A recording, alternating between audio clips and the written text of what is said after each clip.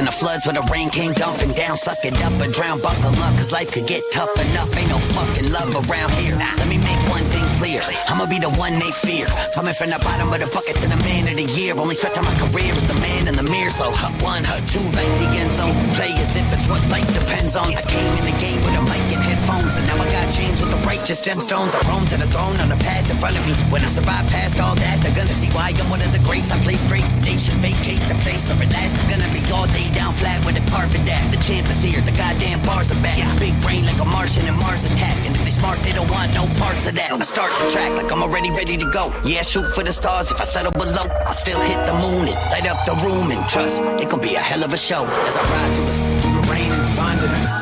Could've broken down through the pain and hunger. Had to hold my ground.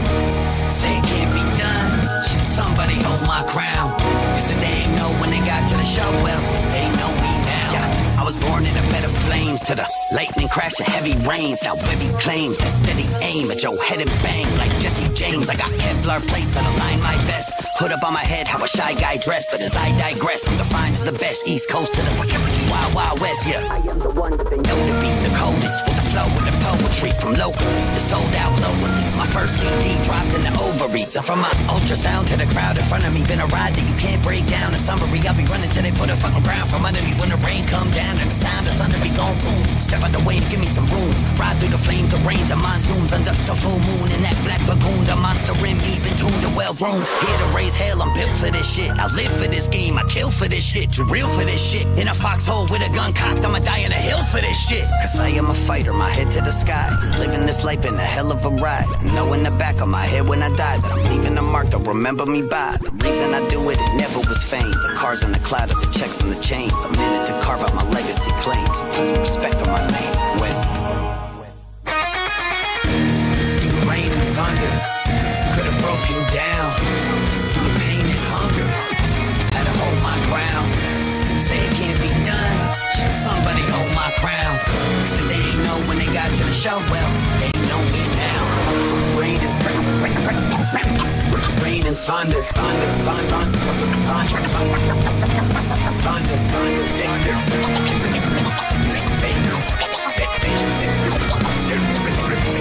they know me now.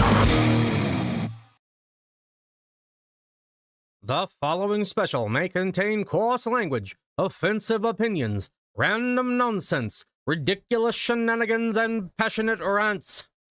It should probably not be viewed by anyone. Ladies and gentlemen, can I please have your attention? And I need all of you to stop what you're doing and listen. Are you ready?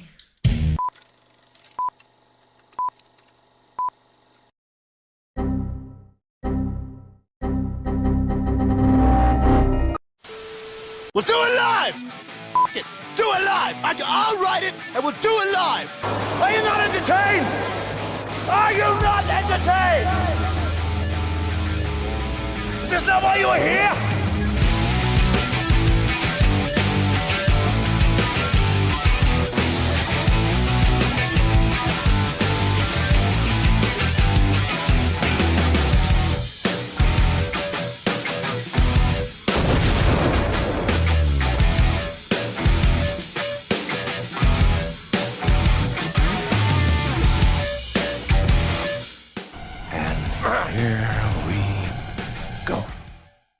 This display courtesy of the Three Moisketeers. A wizard is never late. Nor is he early. He arrives precisely when he means to. What is up, everybody? We have returned to the internet.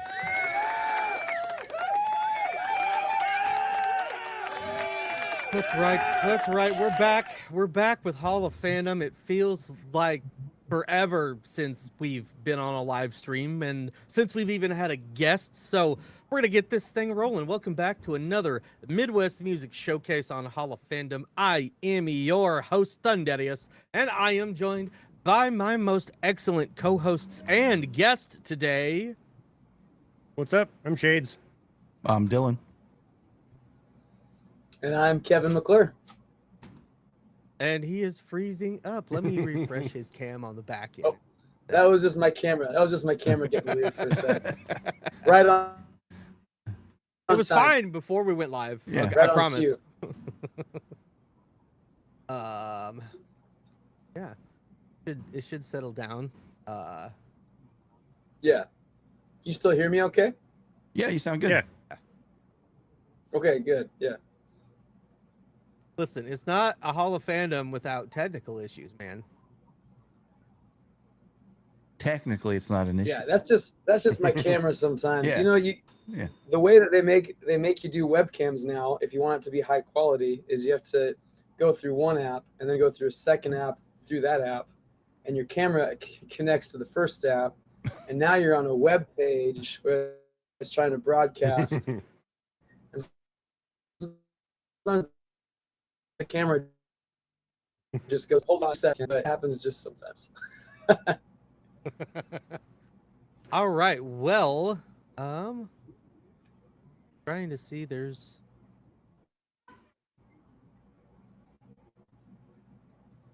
it's saying internet. Your internet struggle busing for some reason.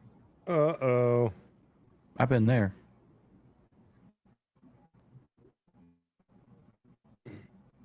All right, so subscribers, you know what to do. Kevin needs a new computer.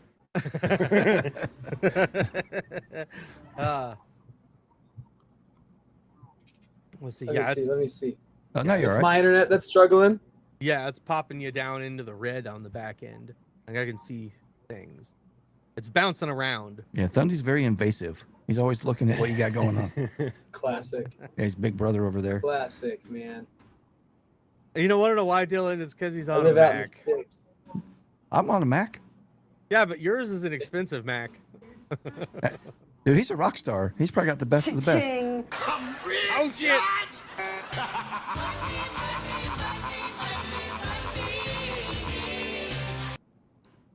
Thank you for the $2. I'm alert. Get work done, but I'm listening. I don't know what happened to the color on our super chat pop up thing. That's supposed to be black, not cyan. And then we lost Kevin. Uh-oh. He's probably Well, restarting. He's okay. Thank you everybody for coming to the show today. No, let's build him up a little bit before he pops back in. So this hat that I wear on a lot of our streams is it's merch from his new album release. So Yeah. flawlessly flawed. I'm out here repping for my dude, Kevin Yes, McClure sir. on the back. Okay. Well, how we doing, chat? I see some regulars in here. I see Mary and Will Z and Nikki and who else? I see James. There's a few people in here today. What's up, everybody? Sorting some things out. Let me go check the backstage because he's gonna pop into the backstage instead of the main stage. He comes So back. something I've discussed before, like internally, I can't remember if we've discussed it on a video or a stream, but this is a pretty cool full circle moment for us. Our first Midwest live stream, Kevin popped in the chat and sent us Cheating Death before it had even hit radio. So we got to premiere that on our first ever Midwest live stream. And here we are promoting his new album release. So Hell yeah. that's pretty cool.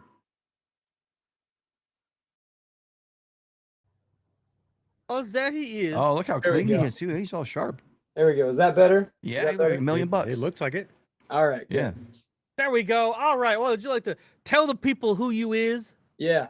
My name is Kevin McClure. I'm an alternative rock singer-songwriter based in Omaha, Nebraska. And I've got a new album coming out this Friday called Flawlessly Flawed. And I don't know what else you need to know, but I mean, that's like the biggest points, right? Yeah, that's the Right. big thing we want to get into today. Yeah. You want to talk us through a little bit about the journey? I was sharing with man. our viewers here how you let us listen to Cheating Death before it had even come out. So kind of let's talk about the journey from Cheating Death to when Nope. he gets back, he can tell us. Nope. He's not going to tell you how he cheated death. Listen, you know, we need about $100,000 to get the building next door, and then we can build a podcast studio people can come to. And that's the thing, man. We've been hit up by that. People want to hang with us in person. I'm like, man, you'll just be disappointed. Like Dillon's even shorter in person. now it's out there, man. They saw the picture of me and Goran, and they're like, oh man, He's 4 feet tall. Man,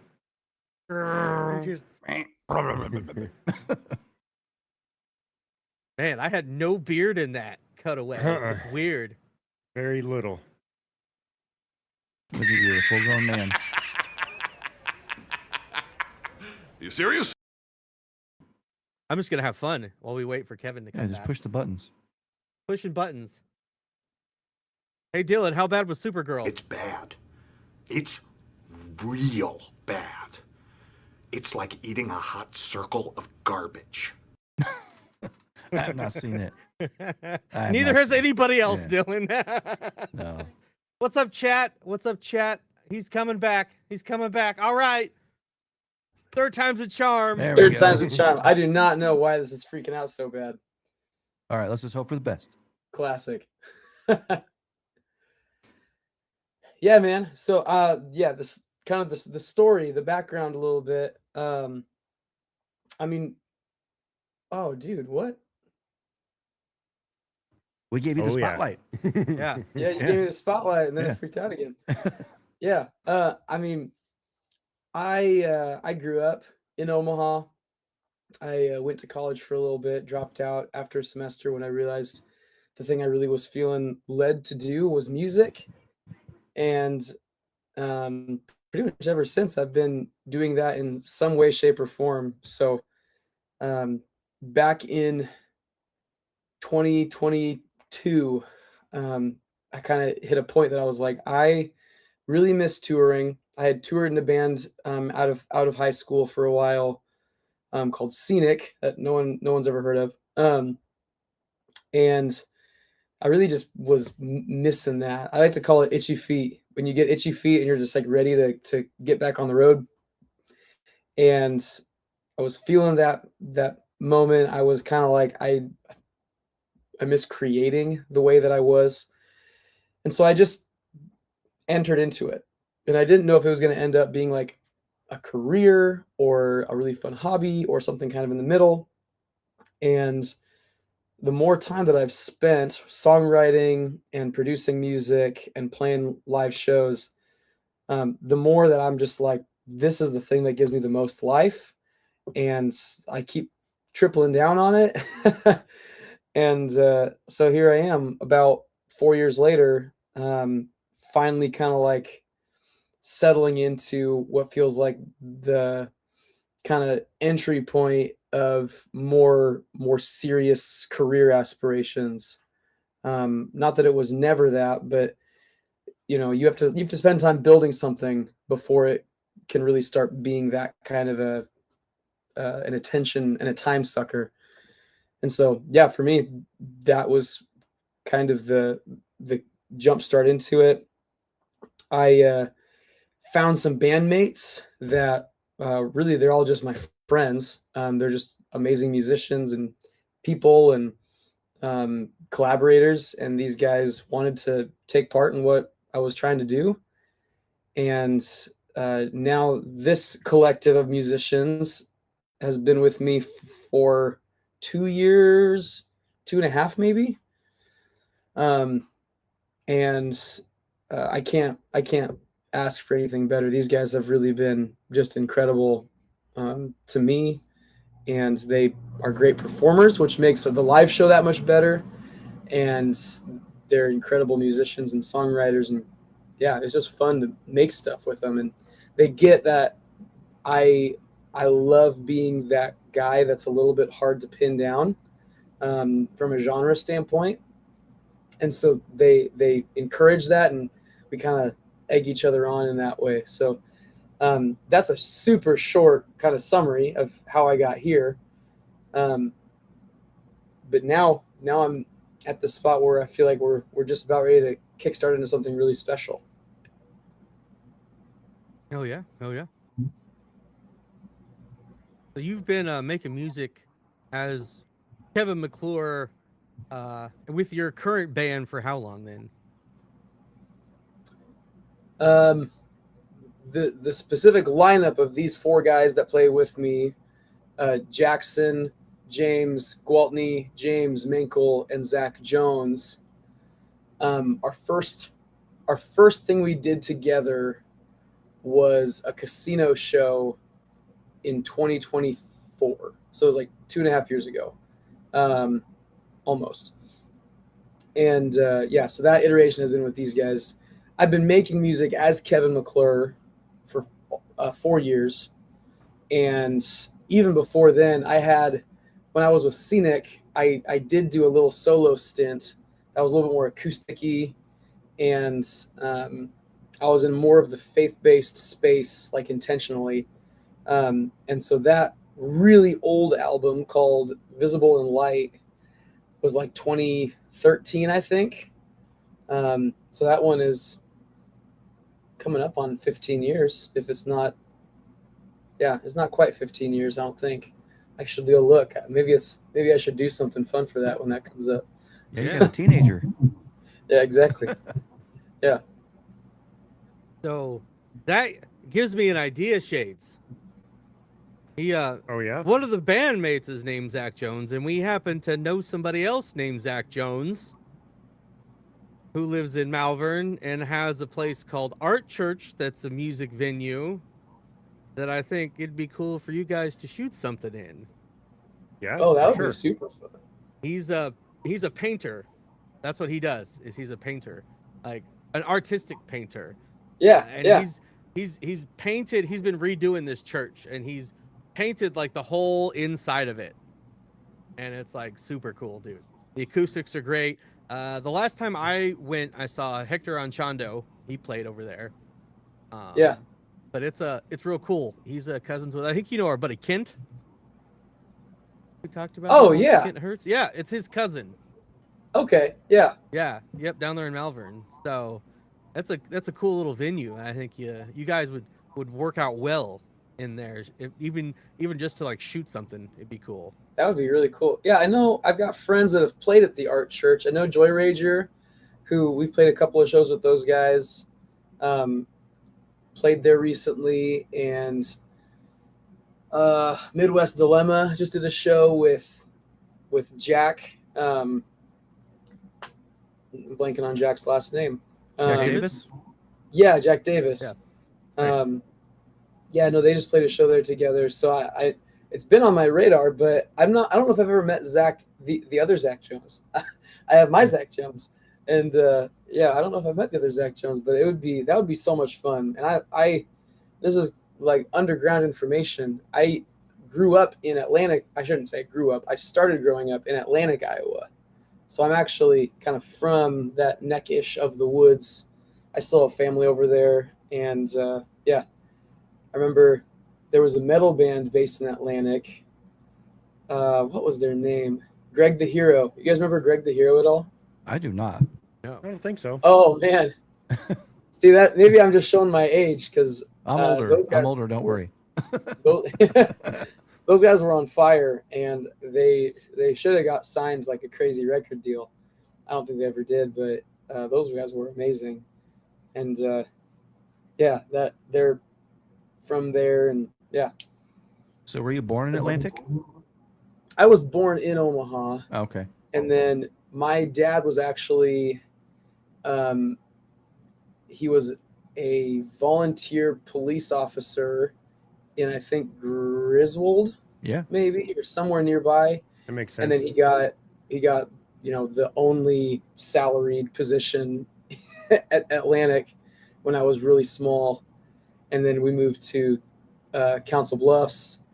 And then when my folks split up, my mom and my brother and I moved out to Omaha, and basically have been there ever since. But really, I mean, that little tight little 1 hour window from Atlantic to Omaha has basically been home outside of a couple of stints that I've taken outside of the state. So. Okay. So I see you got a bird on your shirt. Yeah. I just got this. So we opened for Switchfoot last month, and this is their new shirt design. You can see that. Nice. Memento Mori. Yeah. And I was like, that's a really cool shirt. So yeah, we should talk about that. Yeah. Yeah. How was that? Like, because Yeah. when you announced it and we found out, we're like, no fucking way. That is so dope for him, man. Yeah, man, that was crazy. I think one of the most like brain melting things as an artist is when you're just cold calling and cold emailing all these promoters and these events and you never hear anything back. And um, this is just a testament to still doing that. So if someone's watching this and you're like, I'm an artist and I'm trying to get booked for stuff and nothing, I keep getting no's. This is the testament of just still grinding and just letting the chips fall where they lay and where they may. Man, I just sent a Facebook message to this event in Cheyenne months ago and was just like, hey, if there's ever an open spot that you think I'd be a great fit for an opener, I'd love to come. Here's my EPK. Like, would love to just stay connected anytime. Let me know. Heard nothing back. It was just kind of like, all right, well, there's another one that's just, we'll see.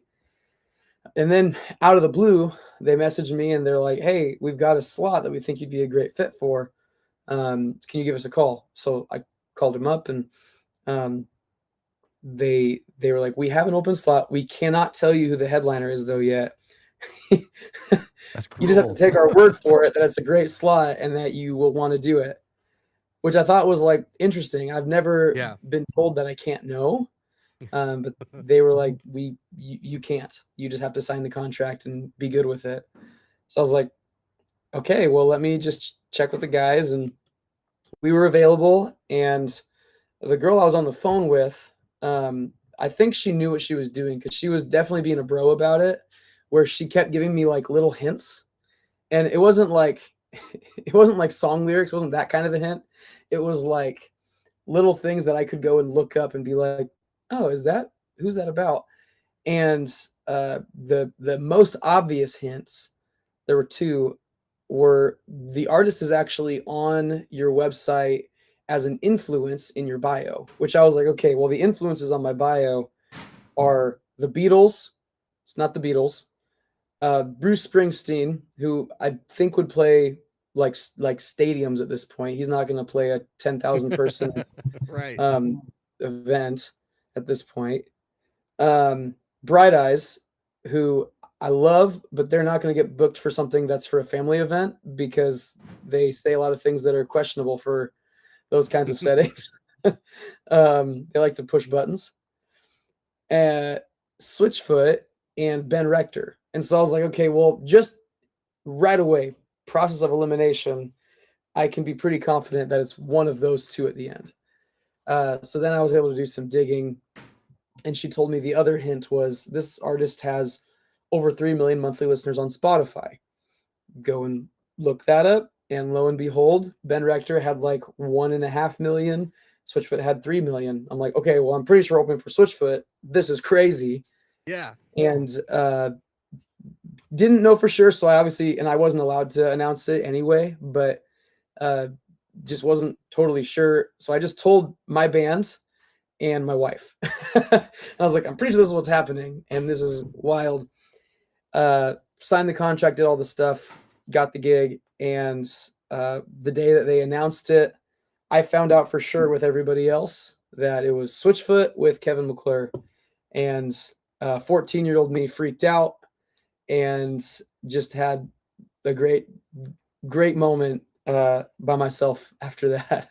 So yeah, and that was just a treat, getting to go and play a show in front of 10,000 people.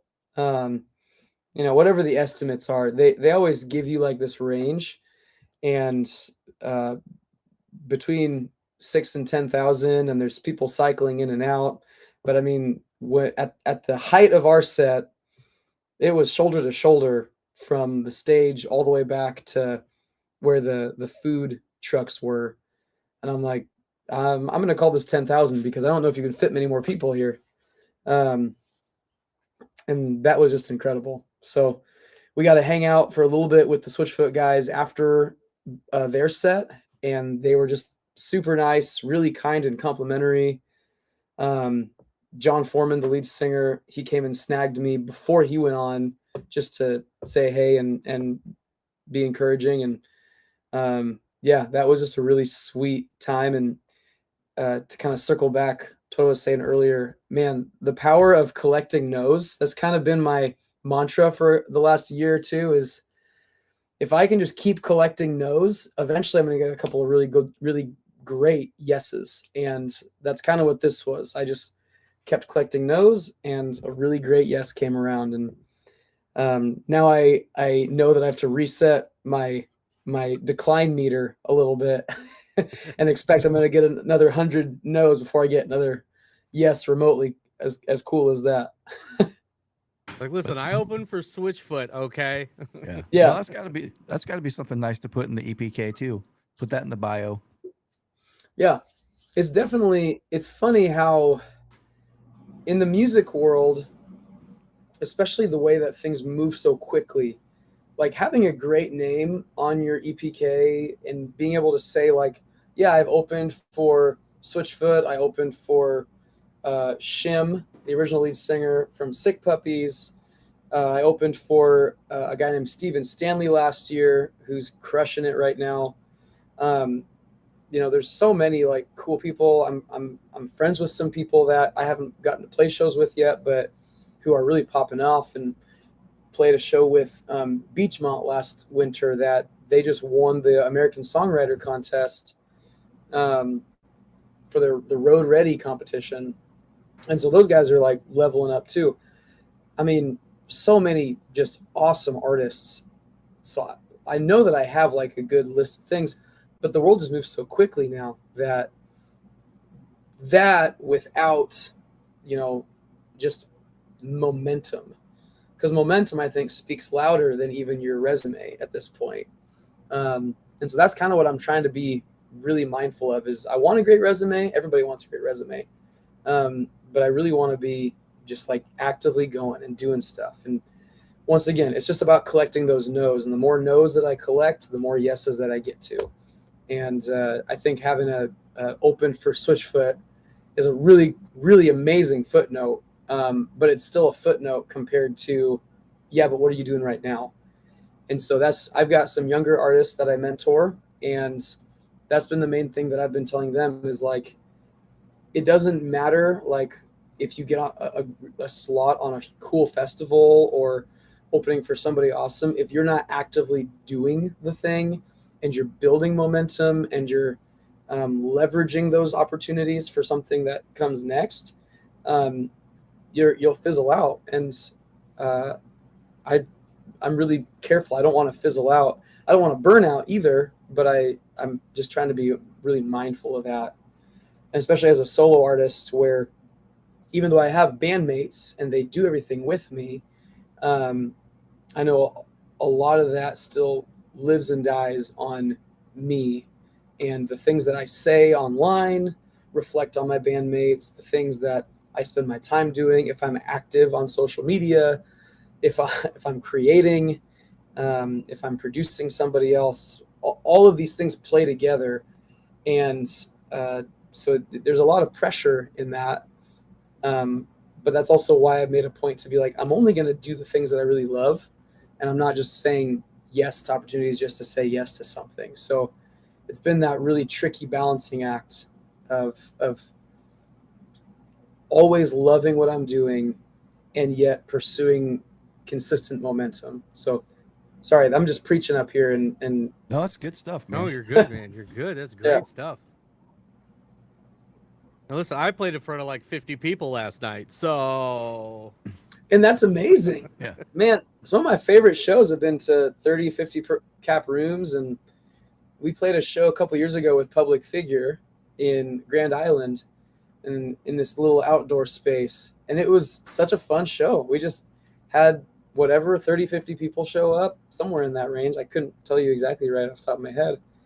And they were all locked in. They were dialed into it. It was just a lot of fun. And so whether it's 10 or 10,000, it's just fun to make music. Sure. For sure. I think that the smaller venues are more fun usually because you get the chance to be closer to said person on stage or whatever. And like, the 10,000, it's everybody possibly being an asshole and, trying to get you out of their way. And Yeah. Well, I used to go to a lot of shows at the Lookout Lounge when it was a thing, and I've seen like national bands bring in like 30 to 50 people. It's just, it's weird. Like I was just at the Reverb for Smile Empty Soul, and I'm like, I'm seeing Smile Empty Soul at the Reverb right now, right? And talking to him afterwards. Oh, dude, right? I saw Of the Skies there. Hey, dude, I think I saw this guy named Kevin McClure there once. Yeah. Yep. I've seen him at the B-side. I've seen him at Slowdown.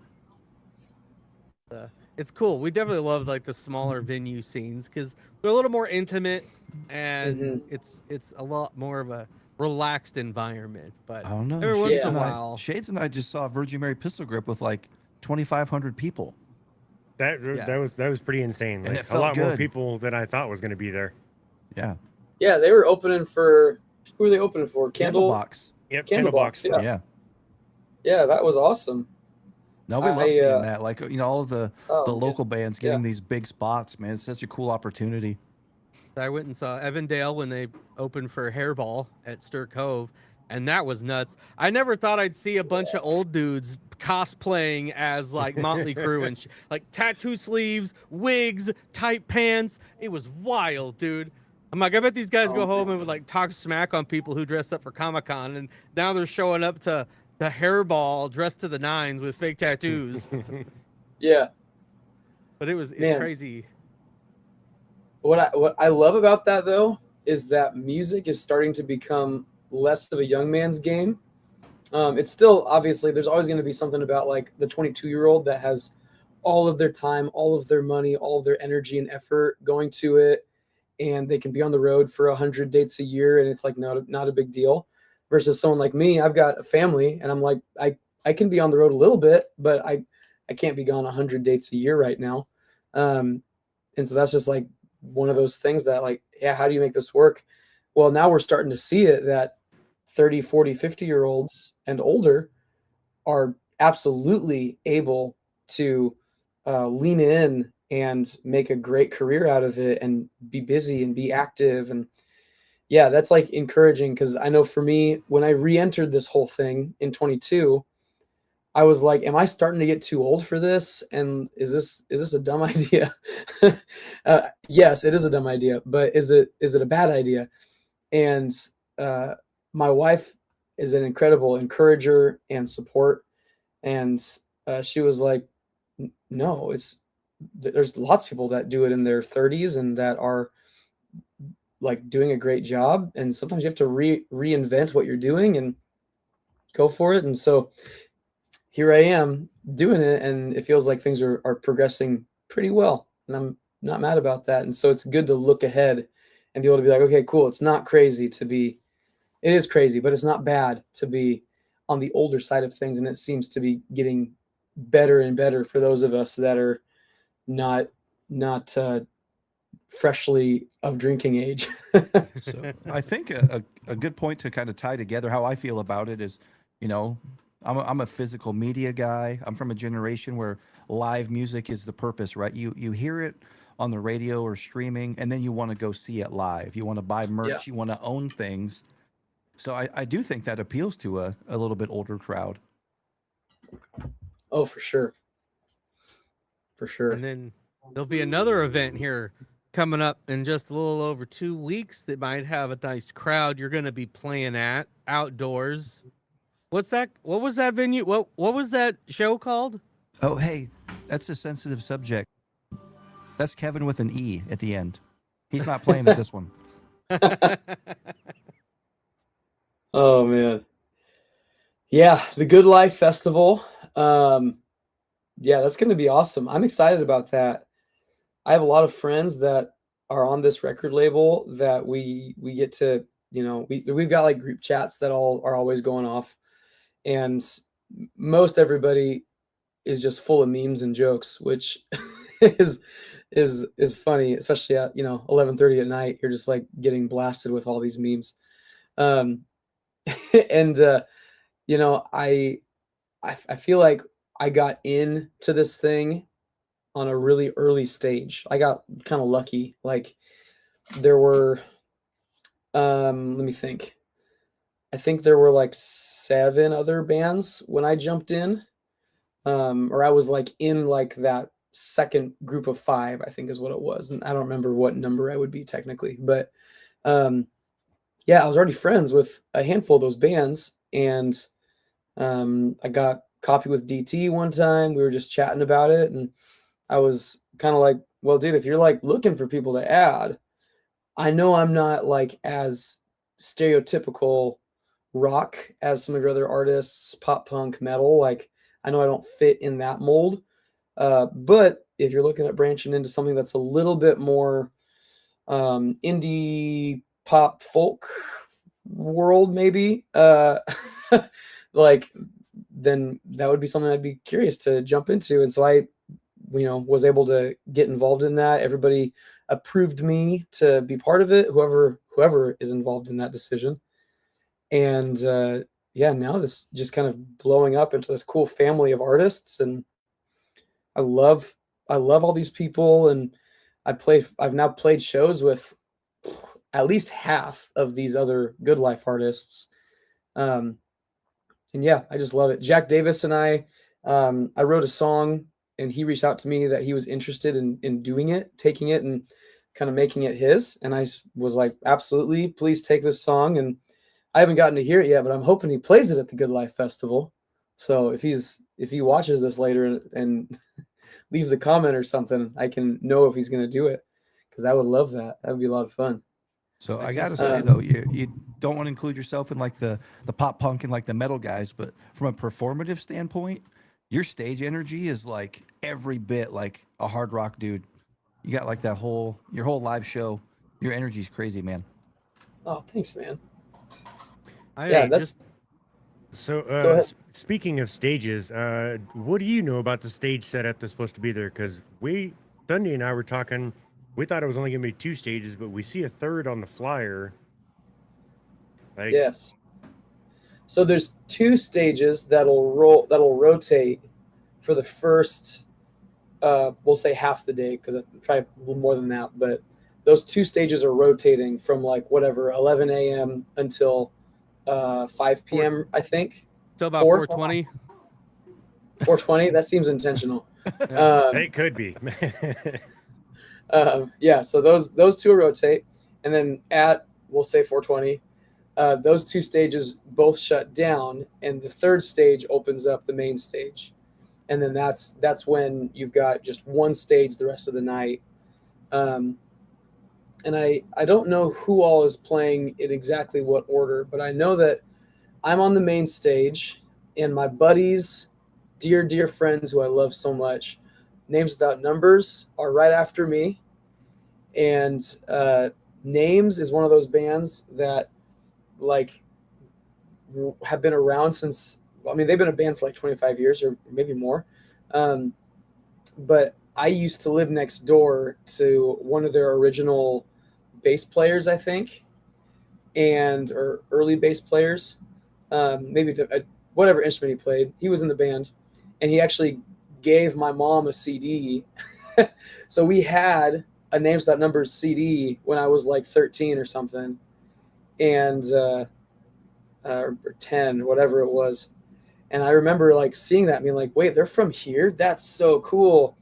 And then lo and behold, several years go by, and I meet Dave Owens, who's the guitar player, and Dave and I become friends, and we work together now and all that. So it's really cool to kind of have this connection that I'm like, yeah, Names has been a part of my life as longer than I've been playing music, and now we're getting to play. We've played a couple of shows together, at least 2. And now we're getting to do this cool festival where we're back to back, which is really fun to me. So I'm excited about that. So I think we're on at like 6-ish, and but that whole festival is going to be amazing. I'm going to be hanging out, helping run sound at one of the stages during the earlier part of the day, and then once we're done over there, we'll go over to the main stage and get our stuff ready, and it's going to be awesome. So. And they're like $10 tickets if you use like codes and stuff. I know I've got a code. I wish I could remember what my code is because I think it's either Kevin or it's McClure. It's one of those two. And you can use that code and get a $10 ticket instead of 15. Oh, there you go. You pulled it up. See? Nice. 420. Nice. Because then imaging is at 4:30. Like, we have this hanging up in our shop next to a flyer because we're giving away 2 pairs of tickets to this at our vape shop. So, but yeah, we got it pulled up, so we look at it about every day. But Man, who's right before Kevin? That's a good block right there. Oh yeah, Jack Davis. Of the Skies, Kevin McClure, Names Without Numbers. That's a banger right there. Gonna be a good one, man. It's gonna be a great show. And it'll be such a good night. So we are going to. Hey, he fixed the bug. Let's go. We are going to be. Oh no, we didn't. Well, I'm gonna go back here then. We are going to be having a live stream. We haven't announced this yet. Next Sunday, we're gonna be having a select few people on. Since we had you this week, we're like, we'll get Kevin in today. We're going to have a select few people on to talk about Good Life Fest. Have a little Good Life Fest stream and get some details and talk about things. And it was going to be the 26th, you know, the Sunday before it, but then we had to get another guest. That's when he was available, so we had to swap dates. But we have another interesting guest coming on the 26th, but it's been a while since we've had guests on, so it's great having you on here. I played a show Thursday night that Jack Davis actually was on. He was down here in Cheyenne and was one of the first ones to play before I went up and played at the end for like an hour or so, hour and a half. So, dude, kind of funny story with Jack Davis. So I took my daughter to see Virgin Mary a month ago, and Jack comes and he does a song with Jails, hand in hand, I think. And my daughter's like, I go to school with that kid. That's awesome. But yeah, so you know, I originally asked about your shirt because I wondered if we'd asked you what your thoughts on ducks were before. No. Nope. Have we asked you about your thoughts on ducks? I don't think so. What do you think about ducks? Is this are you trying to get me with something? Is this a gotcha thing? No, just wondering what you think about ducks. It's a terrible bit. Ducks are great. I agree. You know, if they walk and talk and they shouldn't talk, but if they walk and quack and they're very duck-like, then I think that usually checks out. I actually just happened to. I was given this the other day. I don't know if you can see this very well. I got this little. Let me see if I can force my camera perspective. Little baby duck. Little baby duck, yeah. Nice. So that just happens to be something that I just happen to have with me in my pocket when you asked that question. How funny is that? It's random. Hit the duck! Yes! We love you, Scott Steiner! Incredible. I don't love Scott Steiner. I hung out with Rick Steiner backstage at an event when I was training in like 2008 or 9. The dog-faced gremlin. Did you call him that? I did not. That's his name? Him and Buff Bagwell. But no, man, it's gonna be great. You got a lot of things coming up. How many more shows do you have in the works this year after Good Life Fest? Anything else? Well, we've got quite a few before Good Life Fest already. So this Friday is the album release party, which I believe you guys are all coming to, if I remember correctly. That is correct. Very possible. Yep. Yeah. So that'll be fun. And then the following day, we're playing in Lincoln with my friend Noah James, who is kind of popped up as a country rock artist on TikTok. And I think he was on The Voice for a minute. So we're playing a show together in Lincoln on the 18th. And then I've got a show that I'm not supposed to talk about yet. I've got 2 that I'm not supposed to talk about yet that are both also in Lincoln coming up. So you have to keep tabs and see what's going on with that.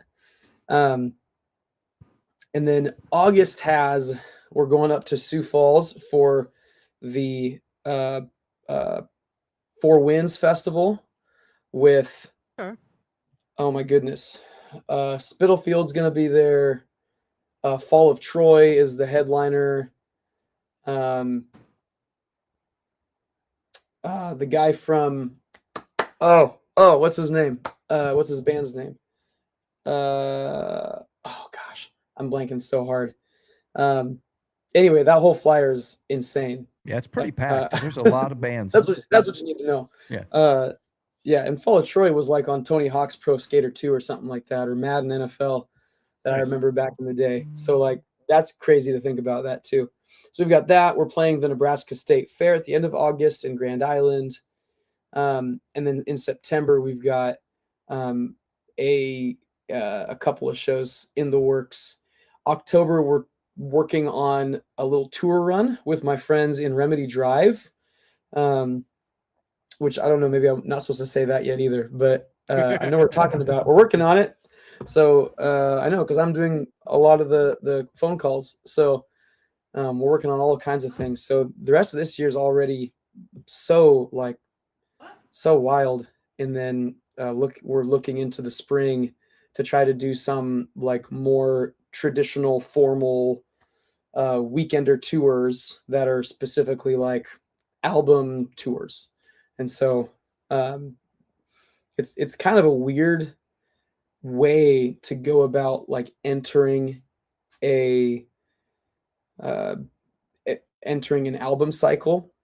You know, most artists, when they release an album, they put that album out, they announce the tour, they, spend 6 weeks maybe, if they can do it full time, 6 straight weeks. If they can't do it full time, maybe they do like 6 weeks worth of shows over weekends. And that's like how you promote the album. For us, because we had all this stuff already booked and the album's kind of coming out like in its own way and moment, and we're doing this crazy thing where we're not going to streaming right away. It's just like we're trying a bunch of stuff. I feel like as an artist, I've been able to enter into a world where now I'm building this thing with different approaches, and I'm able to do something bold and give it a real shot and actually know if it's going to work. And the alternative is doing what everybody else does. And I don't really want to do what everybody else does. Like I've never made all my money back on Spotify. Like Spotify doesn't pay me enough to cover the cost of going to it.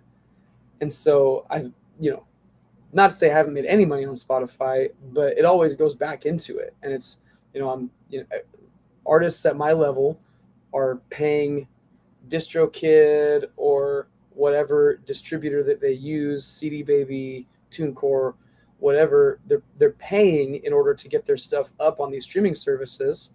And then maybe over the course of the year, you get that money back if you get enough streams. And I've been able to do that, but then all of my other work that goes into it is never covered. And so this is just a bold attempt at trying to shake it up a little bit and going, I can show you guys this, going full vinyl is super exciting to me, and doing something I've never heard my own music on vinyl until now. And it's just crazy to me to do it, but it also feels like this, to what you said earlier, Dillon, like this is the real thing. This is, you get to physically hold it, and you get to be excited about it, and you get to read liner notes. There's like all these liner notes on this thing, and it's its own world now. And I feel like instead of just making the same noise that everybody else is making, it was time for me to try something a little bit bold and unprecedented. And the joke that I've been making lately is if I can do it and I do it well, then my friends who are more successful than me can do it and make $1 million off of it. And, then it feels like everybody kind of wins that way. So I don't remember what I was going with all that. I just went on another tangent, but as you can see, I'm excited about it, and I'm excited about playing these shows. I'm excited about, really pushing this record, and I'm excited for you guys to hear some of these songs live that we've never played live in front of anybody, and that'll be its own crazy thing too. Yeah. Josh wants his vinyl signed, even though he doesn't have a record player. That doesn't matter. You still Deal. No, I got vinyls back here. I don't have a record player. I've got vinyls and a record player. I'm excited to take home that copy of the album, man. As soon as you launched that campaign, I was like, man, this is what I love about Kevin. He's going to do something different. And again, I think the audience, you know your audience very well, from a social media standpoint, from merch, now with the CD and vinyl release. I think you're onto something, man. Thank you. I had to take stock, kind of going back to that whole thing about streaming and talking crap about it. I had to take stock of what's the kind of person that actually listens to Kevin McClure. And I realized I'm probably never going to be that guy who has 100 million monthly listeners. I'm probably never going to be that guy who has a song in the billion streams club, because no one goes to Kevin McClure passively. No one listens to these songs just to have something on in the background. There's so much music out there that is made for that. And that I'm not talking smack about it. Like, that's actually a good thing. I have music like that I listen to, that I put on in the background, that's intentional, that I'm like, yeah, I like this on when I'm doing stuff. And what I recognized was people who are listening to my music, they do it on purpose, and they do it with the intent of sitting and listening and taking it in, which is automatically a smaller demographic of people. But it's also, those are my people. Like, those are the kinds of people that I want to engage with and interact with. And I think, I know that there's more of those kinds of people. There's millions of those people. And so to find the people that are like that also are interested in something that's a little bit harder to nail down on a genre standpoint. And that's been both a blessing and a curse for me as an artist.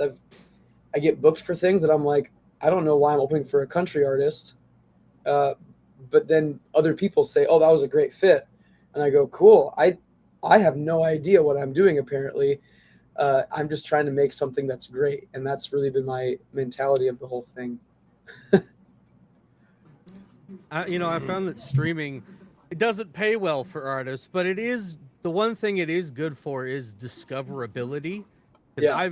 I've found so many artists that I never would have known of otherwise. And then, now they're like, hey, this artist is coming to your city and stuff like that. So there are pros to it, but I'm also like, I have a very love-hate relationship with Spotify, because I've been paying for it for years, so it knows me very, very well, but they're very pro AI music, and it pisses me off. So Yeah. I'll listen to a lot of like Evandale or all these different guys, and then it'll just start mixing in all this AI slop, and I'm like, I don't want this. Don't play this artist. Yeah. And it just keeps serving it up, and it really gets annoying. But we're definitely going to be playing Kevin McClure with intent all day at the shop on Monday, or at least until we get through it a couple of times. And we know we're always trying to turn more people on at the shop with the music we listen to. So anything we could do to help, our local scene get more attention, we're going to do. No, and I've been fortunate enough to have several listens. Dropping my album review on Friday. Yeah, that's right. And you are a gifted, I'm not trying to like just give you all this praise and all that, but you're a gifted songwriter, man. And I think you do know your audience, and you nailed it with these are thinking songs. I've got several favorites on there that I'm like, man, like really speaks to the listener. And I think more people that think like we do that are going to find this album, they're going to be in that same boat. They're going to, you kind of have a way of speaking for people that maybe don't know how to express it themselves. And I think that's a gift. Thank you. That is exactly the thing that I hope happens with these songs, is it expresses the thoughts that they don't know how to put into words. And yeah, let me see. I got to look at my own track list, because even though I've listened to it 100 times, I still forget what's on what. Man, the song, this one right here, Tongue Tied, is like kind of the hinge point of the album. It's the chillest song on the album. It's my voice, my classical acoustic guitar, this little it's got a broken string on it right now, so I can't play it, but this little Fender classical, and then my friend Joy Van Trimmel played cello on it. And that track is like the hinge point of the whole thing. It's the subject matter of the whole album is almost like it's the microcosm of the subject matter is in that song. And it's, if you listen to this song with this mentality, you're going to hear all of the contradictions. But if you listen to it with this mentality, you're going to hear all of the things that complement one another. And you get to decide, do I want this record to be full of contradictions, or do I want to flip it and have it be full of compliments to one another, that it all locks in perfectly and works well together? And you get to choose that as you listen to it, how you want to hear it. But that's the song that I think encapsulates the theme the best. And yeah, I'm just like really hopeful that it'll give the people the words that they have been needing. And that's why I always say when my main goal with music is to connect.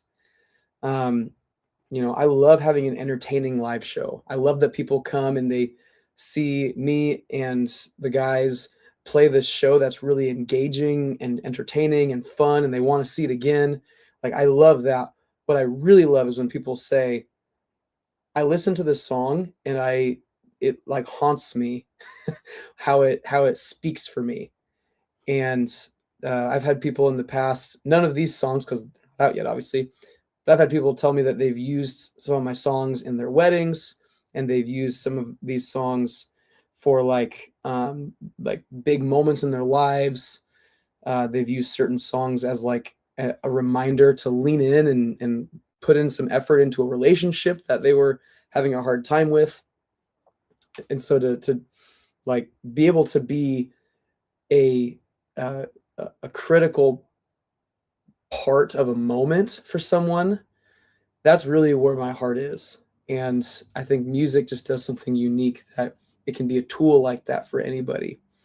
And so, yeah, I'm really grateful to get to do that and get to have these songs speak like that. And so, Dillon, thank you so much, man. Yeah. I appreciate that a lot. No, so I'm pretty excited to drop my review. I won't tease too much anything here, but I'll let you know though. One particular song that it might seem kind of crazy, doing this YouTube thing and being pretty social and out at shows and in the community. That's big for me. Taking that leap. I have a fear of taking risks and trying new things. So you have a song on here that really, like, I definitely relate to a point in my life where I'm like, man, I just got to do it. Whether I'm doing it the right way or not, like, I just got to do it. So yes, that means a lot to me. That I'm usually too gung-ho to take a risk, and it can bite me in the ass sometimes. But balance, man. It's balance. I also want to bring up that you have probably the best Britney Spears cover I've ever heard in my life. Not probably. It just is. It is. It is pretty good. So, I mean, that's three people. You got to go with it. Yep. Where'd Kevin go? Oh, my God, he's on the rails. What is he doing? Yeah. That was almost a joke that we did that song. And I was just kind of like, hey, let's try this. And I don't know if it'll work, but it'll be fun at rehearsal. And we did it. and it just went off. We were like, this is so sick. And I've got a really young mom. She was 17 when she had me, and so I grew up on her music preferences, which were Britney Spears and Backstreet Boys and Aaron Carter and stuff like that.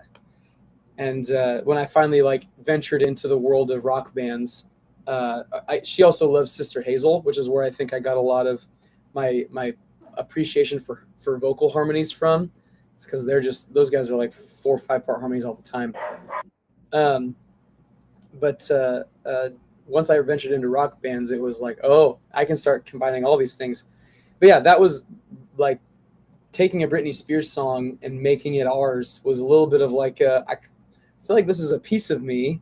How do we make it like fit here? And we've teased a little bit about what if we released that as a song release, like on Spotify and streaming and whatever, because that feels a little bit more like for the purpose of, like you said, like it's discoverability, and that's kind of the main goal for those streaming services, is for you to be discovered. So maybe we do a little mini covers EP, or just that as a single at some point. That would be a lot of fun.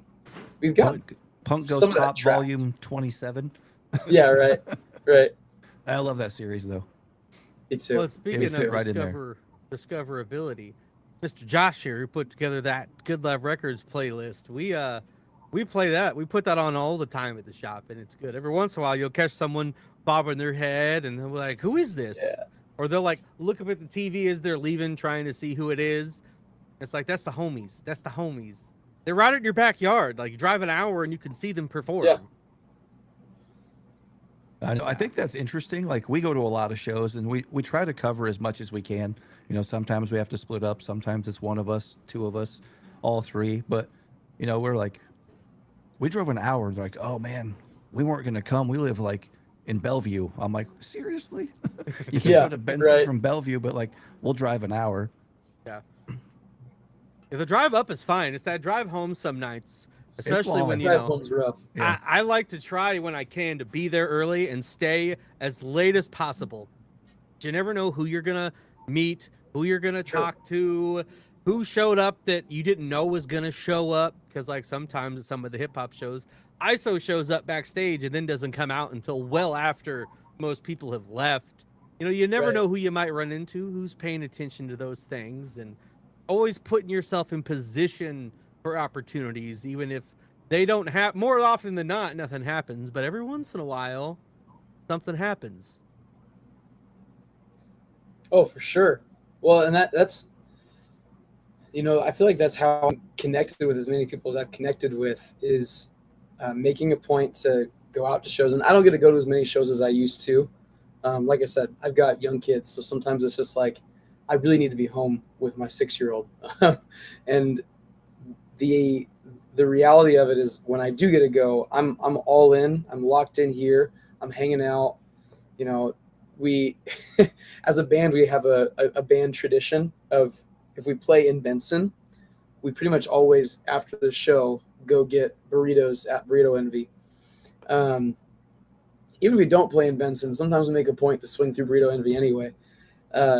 And that's kind of become like the home base after a show, to talk, like, how did it go? How do we feel? And we've made it kind of a habit in the last 8 or 10 months or so, to invite other bands and artists to come hang out too. And so I remember we hung out with the Real Zebos there after the Beachmont show. We hung out with one of the guys from Evandale over there.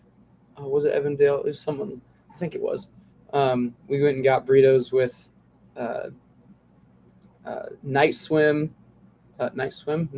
Moves. Not Night Swim. Night Moves, we hung out with their guitar player over there for a little bit. So it's kind of become like the safe zone for everybody. Like, hey, let's go hang out over here, and we can just talk shop, or we can talk about life, or joke about, you know, we tend to quote SpongeBob a lot. And this is kind of nonsense all the time, but it's just our hang time. It's our space, which we love. nice having places like that, and it's cool going Yeah. out to shows, and then you're like, hey, go to Swamp Soul, and like, Chris and Tina show up, and Yeah. various Kate and Austin, and there's Jails, and people show up, and it's like, hey man, what's up? It's cool. You're seeing people get out when they can. People got kids, people got lives, people have their own shows, practices, but it's cool like seeing the local artists go out and support shows, even if there are someone who's like Smile Empty Soul or just local groups. It's cool going out and seeing people supporting the scene and showing love for the scene, because it doesn't happen everywhere, man. No, it definitely is a community, and you feel that, like what he was just talking about. It's not like cutthroat or super competitive. Everybody's trying to build everybody up. That's how everybody wins. Yep. Yeah, I've heard the phrase "a rising tide lifts all ships." Oh, we hear that a lot. I'm sure. Oh man, it's so true. I think about. I know I've already shouted them out once, but like public figure. Dolan is, a friend of mine. We talked on the phone like a month ago. Just like had like a good conversation about what's going on, and I love seeing that they're doing stuff. And honestly, that was how we ended up with that slot in Wyoming, was because they played last year. They opened for Boys Like Girls, and so I was like, well, I'm just gonna reach out and say hey and whatever. Like when you see those connections and people go, oh, these guys are friends with these guys, they've done stuff together, they can vouch for each other. Everybody gets that much more momentum at the same time, and that's just exciting. And at the end of the day, we can only keep going if we've got support from each other, support from the community. Omaha itself and the Omaha metro had like a long stretch where nobody was coming out of Omaha, and it was really kind of disappointing to see it. Or like you'd get like one rapper come out of Omaha, which is cool. I'm no shade throwing on that, but it's just like, okay, you get one rapper that kind of went semi-viral on SoundCloud every decade. That really doesn't like establish a music scene. And so now you've got, lots of rappers. There's like 5 or 6 now that are really like grinding well. And then you've got some of these metal bands that are picking up steam, and you've got a lot of hard rock, a lot of like I wouldn't qualify them as metal, but like hard rock bands. And that really seems to be like a key genre in Omaha, coming out of Omaha, that works well. And then you've got a handful of these folk songwriters, and you've got some of these people, a couple of pop artists. I've got a friend, my friend Mel, who goes by the artist name, my friends call me Mel. She actually is featured on a song on this album too. And she just had a song get placed like a year ago in the A24 film Friendship. Did you guys ever see that one? I don't. Who's in that one? Do you remember? It's got Paul Rudd. Oh, is it Tim Robinson? Robinson. Yes, dude, that movie is like, that's a dark comedy. It's a dark comedy. Yeah, it's a really uncomfortable film to watch. yes, but it's fun and funny. I watched it, and she has a song placed at like a really critical moment, and I'm like, that is pretty sweet. Good job, awesome. Mel. So I love it. She's gonna be at the party too, I think, on Friday. So she'll hang out and sing a song. Might sing a few songs. We'll see. But yeah, it's being able to see Omaha start to like be a better hub that artists can come out of is important. And now we've got the musical community for it. We've started to build a little bit of the support community of just music fans for it. Venues are starting to be a little bit more like willing to pitch some of us into better opening slots, which is pretty cool. You know, Virgin Mary Pistol Grip getting to play that show is huge. Evandale's opening this Friday also for somebody. Annalise. Yeah. Yeah. Yeah. I mean, at one point it was really hard to be a local artist and get booked as an opener for some of these bigger shows. And now it's like, okay, well, now there's like 30 of us, 40 of us that can actually do this if it's the right fit for the tour. And that's been really cool to see too.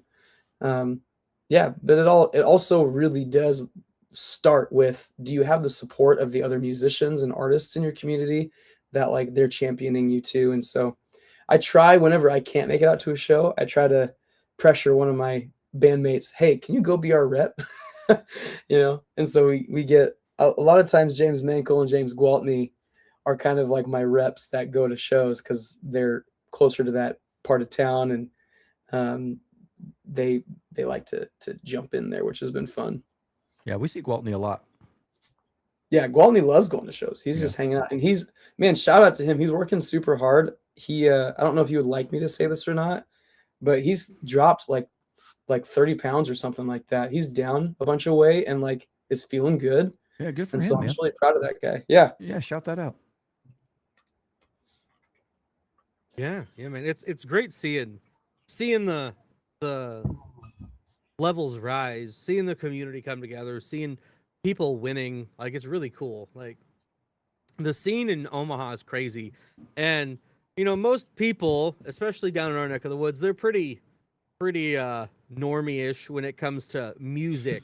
So a lot of them aren't going to shows unless it's like, some cover band that comes around in town, or a CHI show or something like that. So we're always trying to poke and prod people, but we always try to find what they're into and then be like, hey, maybe go check this band out based on your tastes, or hey, go to this show, or hey, enter to win tickets. Because like everybody who's put a ticket in for this giveaway at the shop is like, I have no idea who any of these people are. And I'm like, right.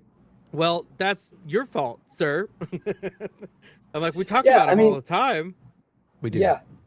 That's the thing, right?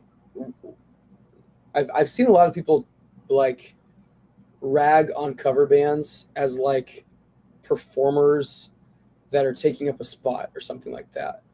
I don't view it that way. First of all, because we're not doing the same thing. So a good cover band is trying to provide entertainment and do a performance, but they're doing it with a totally different mentality than someone like me and Virgin Mary Pistol Grip and some of these other artists. Like, we're all trying to have a live show that's entertaining and engaging, but you do it with a different mentality. And so there's nothing wrong with that, no shade on it at all. But it is like, okay, where does that live? That lives here. Okay, well then I have to do something that is unique and separate, but is easy to show someone who doesn't know who Kevin McClure is. Like, hey, this live show is going to be as good as this one. All of these songs from this cover band.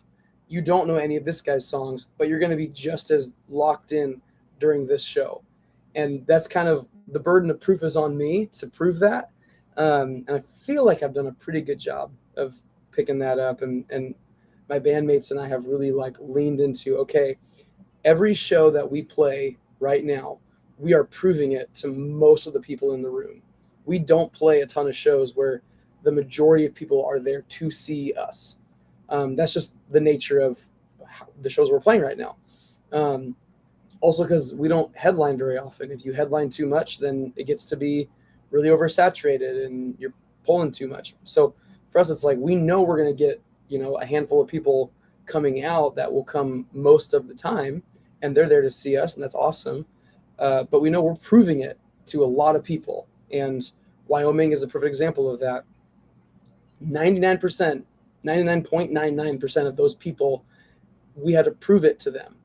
And just like Good Life Festival, I'm sure a lot of those people are going to know my name, and they might have listened to a couple of songs, maybe, but realistically, like most of those people, it'll be their first time seeing me live, and we have to prove it to them that this is legit and this is great, and they want to come see it again. And so that's been kind of our mentality, is let's do something that people want to see again. We've had a couple people take pictures of the flyer and they're like, I'm going to go check out some of these guys. And even if that's all we get out of it, maybe they'll find one artist out of this list of 25, 26 bands that they're like, I really fuck with this. And then maybe they go to a show. Right. And like, I'm someone who I've done both. Like I've done the original music stuff, which is what I prefer. And right now I'm in a cover jam band, and jam band in every sense of the word. Some of these songs are like 12 minutes, but and like the full band is like 6 people that range in age from a kid who's 19 to a guy who was a medic in Vietnam. So it's an interesting mix of people. That's awesome. Like, and it's a completely different mindset going out there doing that versus playing your own stuff. It's way more relaxed, especially the jam band. I could just go back there and do whatever I want. And like, we don't practice. We're all just winging it. And most of us were just experienced musicians that, you know, we're not new to this. We can follow along. It's stuff people know. And even if not, it's pretty easy to follow. And what's cool is seeing like the 19-year-old who's used to like very structured, specific music with like high school stuff and everything, opening up and like really like exploring and using some improvisation in his music and solos, and everybody just kind of following everybody here and there on different songs. It's really cool. But yeah, like giving somebody that you don't know who they are, it's an original artist, your time it can be difficult, especially if you're from down here and you gotta drive an hour for it. But like, go listen, tell me what kind of stuff you're into. We'll recommend a few things, and then if you're into them, you know, we can always let you know when those are coming up, because we're always promoting the shows and artists and stuff up there that we're going to on our Vape Shop page, on our channel here. Like we want to see more people see you guys, because we're like, guys, there's amazing music being made. You just gotta drive an hour for it, and that's not bad. I've driven way further for shows. So. Oh yeah. Well, and you spend so much more money to go to a show at the CHI, or if you're going to Des Moines and you're going to even the Val Air is dead now, isn't it? I'm trying to remember. Woolies. Shut that down? Maybe I'm thinking of something else. Maybe Val Air is still good, but Woolies I know is still there. Yeah. Lefty's closed. Yeah. Oh yeah, Lefty's closed. That's just a little. Like you'll spend more money on a ticket to a big show. You'll drive further, which also means your investment is more. So I could get it, but also like you're gonna spend $600 for one show, or maybe you come to one of these smaller bands, spend $15-20 on a ticket, you get dinner, you get to see people right there. You're right there, and like you guys said earlier, in this small club that you can see the sweat on someone's face, and you get to hang out afterwards and talk to them. And if they're worth their salt and they're putting on a great show, the quality of the performance is just as good as what you're seeing at the CHI. Maybe it's not the same tech and gear. You're not getting LED walls and all that stuff, but like that stuff to me is icing on the cake. It's not the cake itself. It's not like the whole reason why I go see live music. That stuff just kind of helps to highlight certain things. What I really love is when a song is amazing and it's performed with a high level of execution and it's super entertaining, and they're just like, you can feel it off of them. I love that. And I think that's what most people love too, whether they know it or not. And so trying to like push them a little bit to say, hey, come to a local show because you might be surprised is, I think, the right mentality. Kind of gets them in those doors. I don't know if he's still here. We talked about it a little bit earlier, but Avery Graham Music said, how does it feel to have your music on vinyl? Oh man, it feels so good. Avery is actually a friend. He is the guy who took this photo, and this photo where I looked like a Canadian. You look like an 8-bit video game right now, but yeah. Well, okay, that's fair. That's fair. I guess you probably can't see it quite as clearly as it looks on my screen. It's been popping in and out. Yeah. So sure. But yeah, he took all the photography on this is Avery's handiwork, and he did a great job. But yeah, having it on vinyl is like a legit dream come true. I put the record on my record player and hit play, and it dropped the needle, and I was like, wow, this is crazy. It's finally here and it's finally real. We printed CDs too, and the CDs sound amazing and look awesome. And yeah, having stuff on physical media. When I shared earlier about my earlier touring band, Scenic, we actually were during that. So it was early 2010s, and at that point in time, Spotify hadn't taken over the world yet, and so people were still buying CDs. So with that band, we had pushed CDs, and we had played all these shows, and that's how we made most of our money, was on the road selling usually CDs. Like shirts sold too, all the other merch sold, but CDs was the primary thing because everybody wanted the music. Well, then towards the end of that band's life was when Spotify became a thing, and people just, I remember one summer we went on tour and no one bought a CD. And it was like, oh, this is crazy. How are we going to survive this? And now, we're kind of cycling back. People are loving the idea of owning a piece, and it doesn't have to live on a cloud, and it'll never get accidentally deleted. And so it's exciting to me to go, yeah, like I can put this on and people are pumped about it. So yeah, I mean, for me, I just, I put it on my Instagram story last night. I stuck my personal copy among the rest of my records, and I've got like Abbey Road by the Beatles, and I've got Thriller by Michael Jackson, and I've got a handful of Bright Eyes records. Some Switchfoot and John Foreman I saw in there. Yeah, Switchfoot and John Foreman are in there. Like I've got all these records, and yeah, there's tons more. My grandma gave me a bunch, and I was like, "This is a gold mine." Okay, and yeah, to be able to say my record sits right there in my collection, feels just really sweet, and it'll never go away. And even if something I never go full time, let's say, which I hope I do. I'm trying to. Let's say I never go full time as an artist or as a songwriter.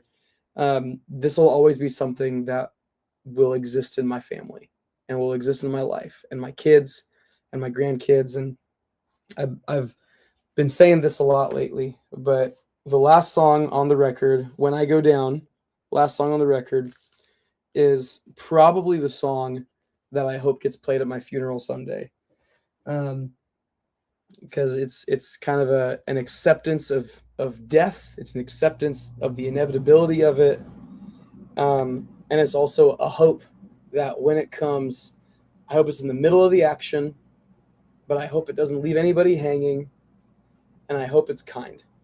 And I hope that song is a testament to my kids, to my grandkids someday, to their kids, to their friends. That's really my hope, is that these songs, to kind of wrap it all with a nice little bow, these songs all, yes, get to be my expression of the things that I want to share with the people that I love the most, and then they get to be the expression for people who need the words. And yeah, that's kind of my heartbeat on this record right now. Awesome. Love it. I love it. I love it. I'm so stoked for Friday, man. Me too, man. We got someone new coming in so that we can get out of here early. We can't be late to that, man. Yeah. Looking forward to it. No, I'm super excited, man. Just backing the campaign, and then, budget-wise, I was like, I'm getting the vinyl. I can't quite do the VIP. When you had some spots left, I was like, I gotta get in on this thing. I want to have as much involvement, as much push as I can with this thing. So I really believe in it, man. It's great songwriting. I'm super stoked that you let me do a review. I've enjoyed listening to it. I just keep going back and listening, and Yeah, like an album notes. I'm reading the lyrics as I'm listening, which I appreciate you throwing the lyrics up there, so I can kind of pause and digest. And it's just been a really cool experience to listen and process versus just next track. Yeah. So I'm very That's my grateful hope. for you letting me have that opportunity, man. Yeah. I hope that's I do believe this record is for those kinds of people. That's what they want. They want to sit. They want to be with it. That's why the album release party is. I think I've told you guys this. I hope so. It's a no phones party. It's like we're here. We're in this moment together. I love that, man. It's why I just saw that comment. It's why we're making it the thing that it is. It just has to be. It's what these songs wanted to be, is I think the best way to put it. They asked for it, they beckoned for it, and so we're doing that. We're big physical media guys over here. We're big proponents of physical media matters, but it is becoming a more niche thing, and it's usually it's convenience for most people. But then you've got like the hardcores, the collectors, the people that like an album drops and they got to just sit down and listen to it. Like Bring Me the Horizon just dropped an album the other night, Thursday night. That's after recorded. That's an old album. You know what I'm saying? It's just good. It drops. And I'm like, oh snap! I didn't know that was dropping. And I came back and I listened to it again. And it's nice to be able to just sit down, listen through something as it's intended before I start like shuffling it up and stuff. But yeah, man, we love stuff like this. Yeah. Yeah. No. Anytime somebody has a CD or a vinyl or both, I've got multiple copies of Virgin Mary Pistol Grip. My daughter went to the show with me last time they played at Reverb, and she bought a CD and had them sign it. Like, just that connection and that ownership. I mean, it means a lot to people. You don't get that from streaming services, right? Streaming's not going away. We know that. But man, more and more artists, especially like financially, if you're selling merch and albums, like you at least take something away to put in your pocket, and whether that goes back into future recordings or travel or whatever, the physical product is how bands can make it. They can't make it on streaming alone. So absolutely. Oh my gosh. Yeah, you need to get like 2 million streams a month in order to make enough to survive. And most of us aren't getting 2 million streams a month. Dirty Kurt swung in. Have you already talked about the writing/creation process for the album? Where you been, Kurt? I mean, we didn't get into detail. I can kind of walk through a little bit of Flawlessly Flawed is a collection of songs that I've had. Many are old songs. Many are new songs.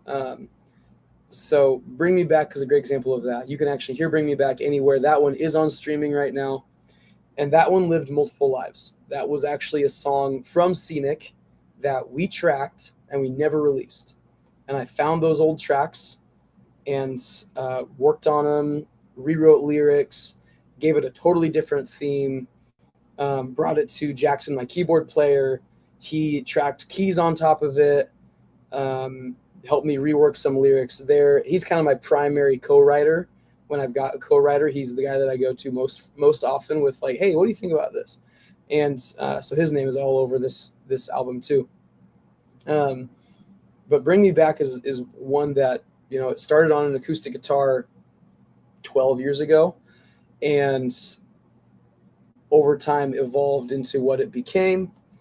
And that kind of led into, okay, well, let's take this where it belongs and let's take it to its natural conclusion of, okay, this is a full band rock song that, we've ended most of our shows with Bring Me Back, and because it feels like a great exclamation point on the end of a live show.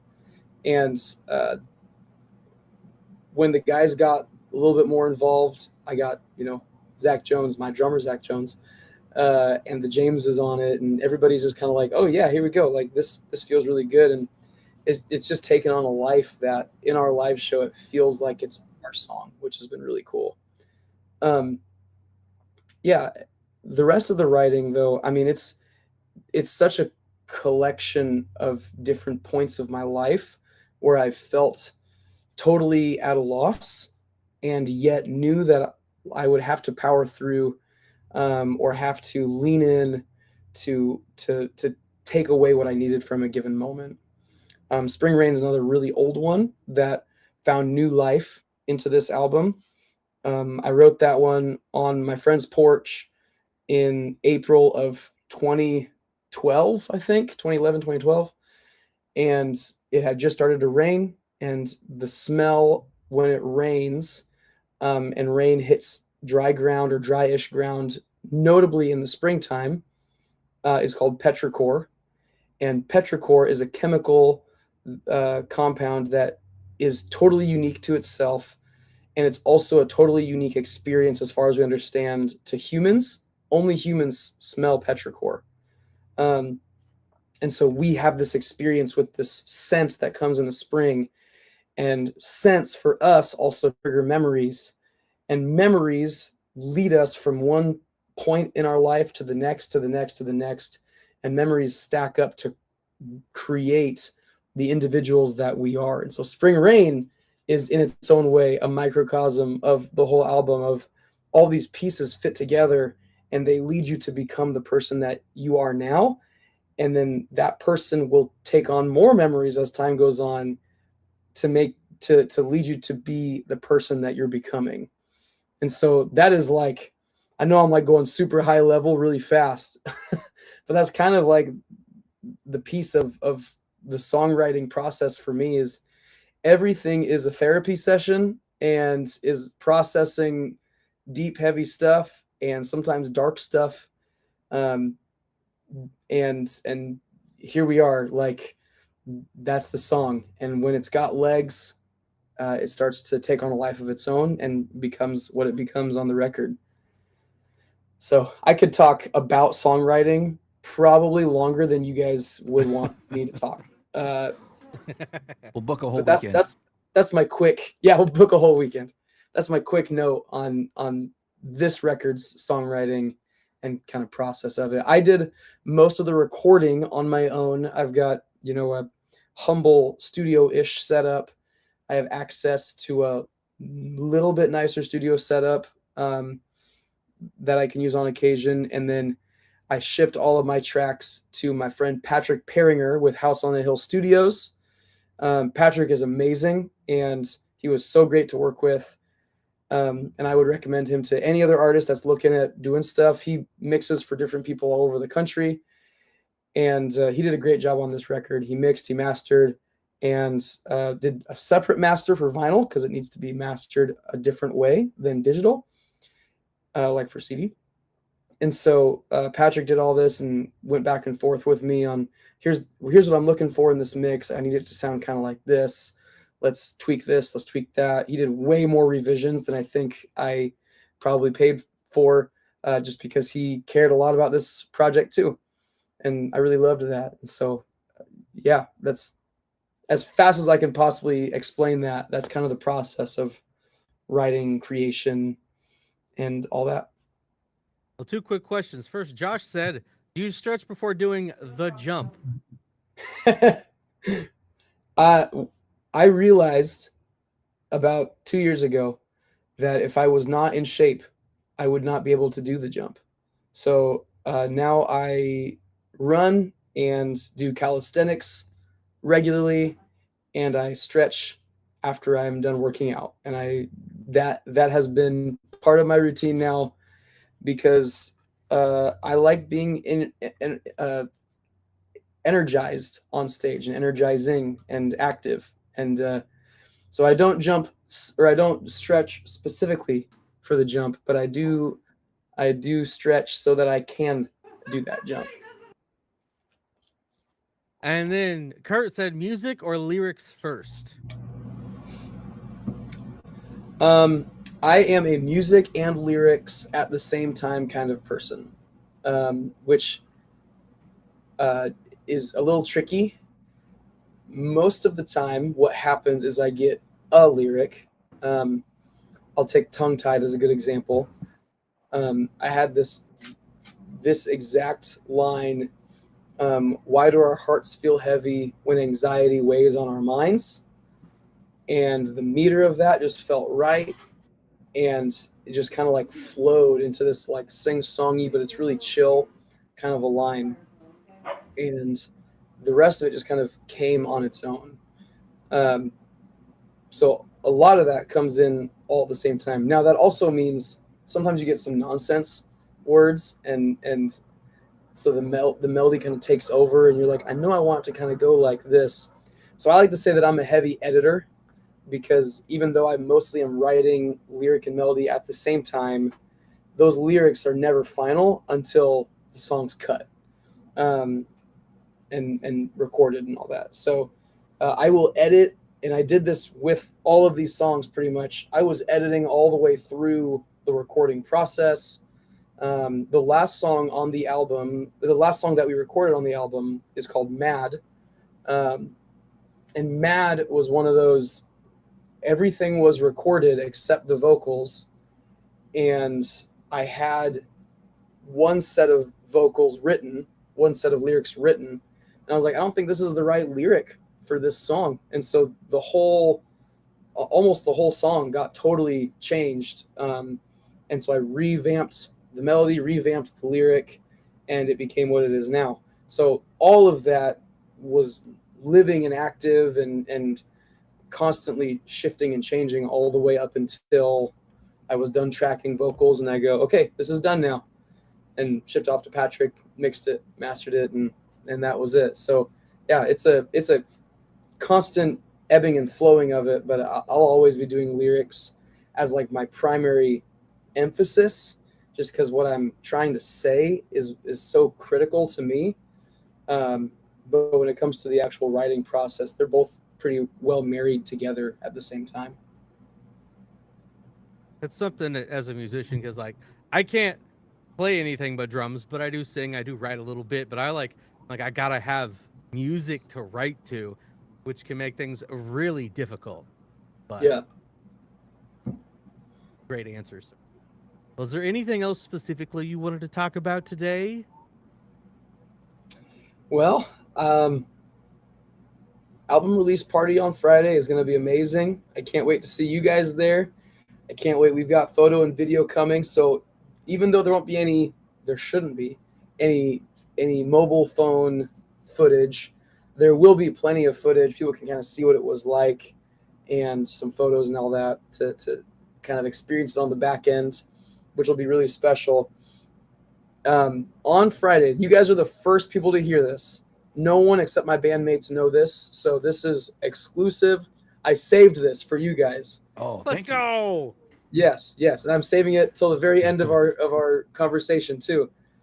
On Friday, even though we're not releasing this whole album on streaming, I knew that we had to put something out onto streaming because we all want to celebrate, I think. At least I think we all want to celebrate. And so we are sharing one of the songs that's been unreleased to all streaming platforms on Friday as well. And so, Friday at midnight or whatever, midnight your time or midnight New York time maybe. So it'll be, Thursday night, Friday morning, however that lands in your time zone. The song Tune will release for a limited streaming release, which is another crazy idea that we're trying to see how that goes. So it'll only be streamable for, I think 4 weeks is the game plan. You can stream Tune exclusively, and then it'll disappear from streaming. So it'll just be for that limited run that you can hear that song. And maybe we might do another limited streaming release for another single. After that, we'll kind of see. So it's all going to be a little bit game plan. But this Friday, you'll get to hear what I think was one of the most interesting songs to write and create. We're going to share all about that story at the album release party. So I'm not going to talk about it here. But you guys are going to get to hear that story on Friday, and other people will get to hear it at some point too. So I'm pumped about that one. It's one of the most fun to play live, and it was just a dream to make. So I hope you guys enjoy it because that's one of my favorites on the record, I think. I'm excited to see which one that is. You're looking great on stream, so if you want to show that album off right now, you're looking crisp. Yeah, here is the There we album. go. Here's the record. If I can avoid the glare from my screen. Yeah. There's your thumbnail. Yep. And there's the back of the record. And there's tune right there. Nice. That's the one coming out that you'll get to hear on Friday. And then the song about me after that. And the song about you. Yes. The strawberry blondes of the world. Well, man, this has been awesome. I can't wait for Friday. Dillon's the only one of us who's heard the new album, so it'll be awesome That's to get to crazy. hear it. Yeah. And we're very excited. Thank you for coming on, me telling too. us some stories, answering some questions. This has been a blast. Are you going to listen to it? Because you'll get the digital download on Friday morning. No. Are you going to listen to it on the way there? Or are you going to be No. totally surprised? I Oh, want to be okay. I want to be in the moment live and experience it all for the first time live is That's what I going to be want to sweet. do. So Oh, man. I can't wait. It's going to be such a fun night. Dylan, I'm super excited. Kurt wants a vinyl. He said he's going to be in the Ozarks. Do you have extras, Kevin? Oh, we've got enough to keep selling for a hot minute. So All right. yeah, we'll have some, and we'll have them at the party and all these. You know, if you're ever going to the easiest place to go, if you're interested in learning more about me, seeing tour dates, if you want to order merch online, you can just go to kevinmcclure.org, and that is kind of the one-stop shop for everything. It's also the EPK. I just kind of designed my homepage to be my EPK, so everything's kind of there as well, so you can get a good overall view on who is Kevin McClure, what is this music, why is it so hard to put him on a pop rock show or an alt rock show or a country show. How is this happening? You can understand it better there, probably better than I can, because I don't understand it myself. It is hard to pin you down. The link is in the description. So if people want to go check that out, the link is in the description. So, well, buddy, this was great. We will see you on Friday. Thank you so much for coming on.